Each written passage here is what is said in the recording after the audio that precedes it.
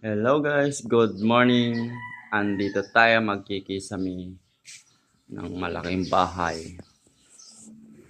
Hanggang dito sa kusina. Ito ako nagpalit ng bubong na yan. Ang laki yan guys. Pero tong kwarto na kisamihan ko na. Ayan. Ito yung gagamitin ko muna. Paring lang. Ayan, kwartong yan tapos na yan sa loob. Ayun, yung mga bracing niya.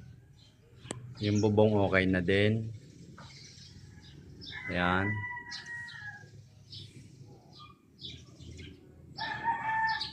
Malaki-laki rin itong trabaho guys.